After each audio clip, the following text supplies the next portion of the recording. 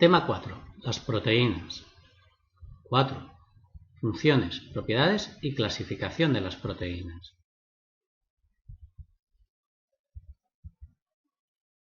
Hola chicos, vamos a comenzar la tercera y última clase sobre las proteínas, en la que comentaremos sus funciones, las propiedades y un par de criterios de clasificación de las proteínas.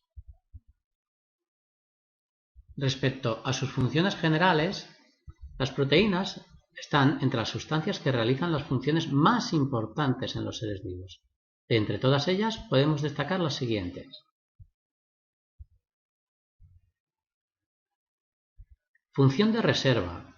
En general, las proteínas no tienen función de reserva, pero pueden utilizarse con este fin en algunos casos especiales, como por ejemplo en el desarrollo embrionario, como es el caso de la ovoalbúmina del huevo, la caseína de la leche o la gliadina del trigo.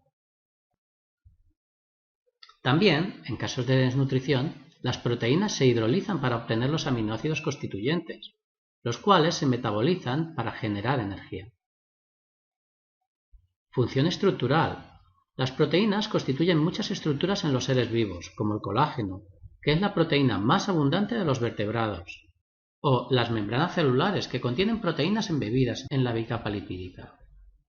En el organismo en general, ciertas estructuras como el cartílago o el hueso están formadas, entre otras sustancias, por proteína. Por ejemplo, la enfermedad de los huesos de cristal, en la que los huesos se tornan quebradizos, es un problema del colágeno óseo. Función enzimática. Todas las reacciones que se producen en los organismos son catalizadas por moléculas orgánicas, las cuales regulan la velocidad de la reacción, pero no se consumen en esta. Los enzimas son las moléculas que realizan esta función biocatalítica.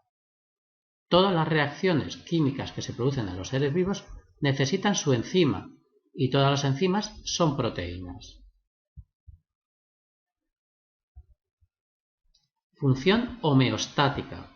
Ciertas proteínas mantienen el equilibrio osmótico del medio intracelular y extracelular, como sucede con la albúmina sanguínea. Cuando por cualquier causa disminuye la cantidad de proteína plasmática, se producen edemas, ya que parte del líquido que sale a los tejidos en el intercambio capilar no vuelve al torrente sanguíneo, debido a que no es atraído por la presión osmótica del interior capilar, pues al haber disminuido la cantidad de proteína plasmática, disminuye la presión osmótica y el agua no retorna a la sangre, quedando pues en los tejidos. Función de transporte de gases, como es el caso de la hemoglobina, o de lípidos, como la seroalbúmina o las lipoproteínas. Estas proteínas se encuentran en la sangre. Las permeasas son moléculas que realizan los intercambios entre la célula y el exterior, que también son proteínas. Las proteínas actúan como elementos esenciales en el movimiento. Así, la actina y la miosina, proteínas de las células musculares, son las responsables de la contracción de la fibra muscular. Función hormonal. Las hormonas son sustancias químicas que regulan procesos vitales. Algunas proteínas actúan como hormonas, por ejemplo, la insulina, que regula la concentración de glucosa en la sangre, la paratormona, que regula la concentración de calcio en la sangre. Función inmunológica. Los anticuerpos, sustancias que intervienen en los procesos de defensa específica frente a los agentes patógenos, son glucoproteínas.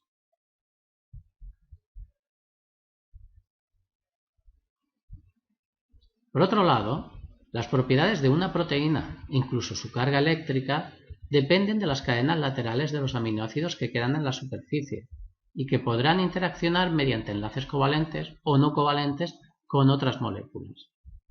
A continuación vamos a citar las propiedades más importantes. Solubilidad. Las proteínas solubles en agua, al ser macromoléculas, no forman verdaderas disoluciones, sino dispersiones coloidales. Cada macromolécula proteica queda rodeada de moléculas de agua y no contacta con otras proteínas, con lo que no puede producirse su precipitación. Especificidad. La especificidad de las proteínas puede entenderse de dos maneras. Por una parte, existe una especificidad de función, esto es, cada proteína tiene una función concreta, normalmente diferente de la del resto de las moléculas proteicas. Esta es la razón de que tengamos tantas proteínas distintas. Ahora bien, ciertas proteínas que realizan funciones similares en los seres vivos, por ejemplo, la hemoglobina de la sangre, presenta diferencias entre las distintas especies. Estas diferencias se han producido como consecuencia del proceso evolutivo, y cada especie, o incluso cada individuo, o incluso cada tejido, puede tener sus propias proteínas específicas. No obstante, estas diferencias se producen en ciertas regiones de la proteína llamadas sectores variables, de las que no depende directamente su función. Mientras que otros sectores, de los que sí depende la función de la proteína, tienen siempre la misma secuencia de aminoácidos, están muy conservadas en la evolución. La especificidad de las proteínas dependerá, por lo tanto, de los sectores variables, y a ello se debe, por ejemplo, los problemas de rechazos en los trasplantes de órganos. Por ejemplo, la insulina consta de 51 aminoácidos en todos los mamíferos, que están distribuidos en dos cadenas de 21 y de 30 aminoácidos respectivamente, unidas mediante dos enlaces disulfuro. De estos 51 aminoácidos, la mayoría son los mismos en todas las especies, pero unos pocos, 3 de la cadena corta, varían de unas especies a otras. Los diferentes papeles biológicos de estas moléculas van a depender de la forma que adopten en su conformación espacial.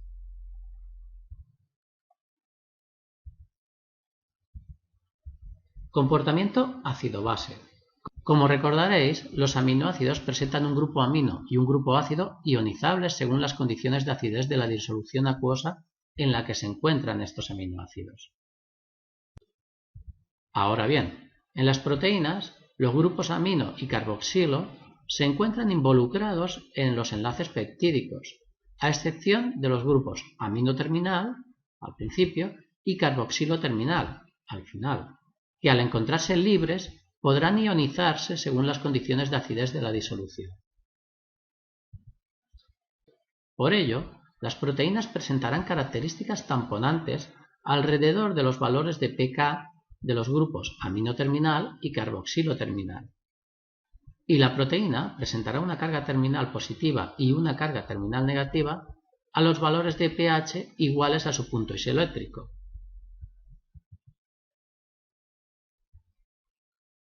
Desnaturalización de las proteínas. Las alteraciones de la concentración, del grado de acidez, de la salinidad o de la temperatura pueden provocar la desnaturalización de las proteínas. La desnaturalización es una pérdida total o parcial de los niveles de estructura superiores al primario y se debe a la desaparición de los enlaces débiles del tipo de puentes de hidrógeno, de Van der Waals, etc. No afecta a los enlaces peptídicos ni por lo tanto a la estructura primaria. Sin embargo, al alterarse la configuración espacial, la proteína perderá su función biológica.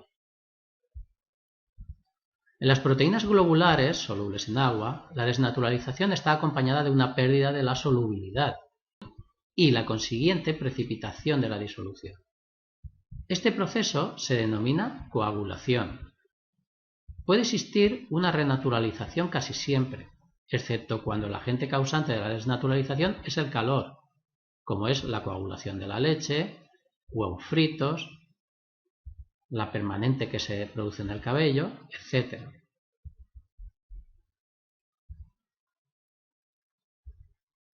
Vamos ahora a clasificar las proteínas, utilizando como criterio de clasificación la forma que éstas adoptan. Según este criterio, las proteínas pueden ser globulares.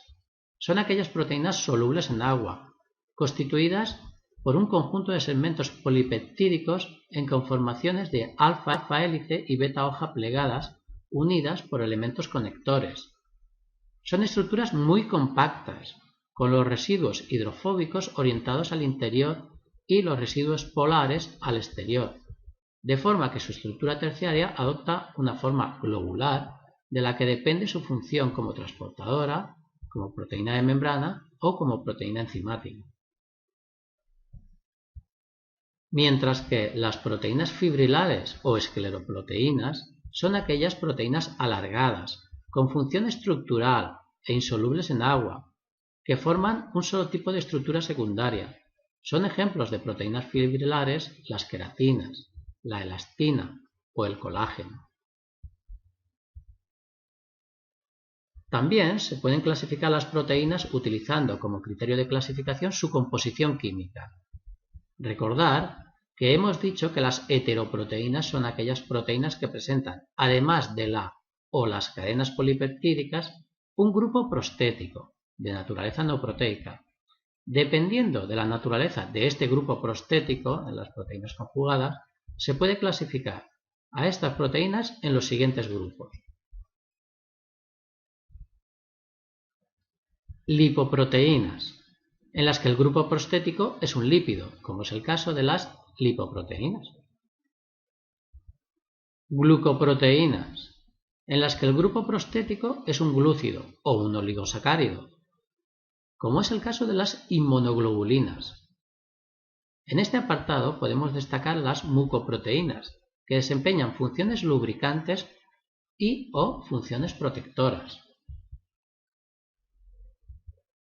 Hemoproteínas, en las que el grupo prostético es un grupo complejo denominado porfirina, que, combinado con un metal, se convierte en un pigmento transportador de oxígeno, como es el caso del grupo hemo de la hemoglobina. Metaloproteínas, en las que el grupo prostético es un metal, como el hierro, el zinc, el cadmio, etc. Es el caso de la ferritina, de la alcohol deshidrogenasa o de la calmodulina.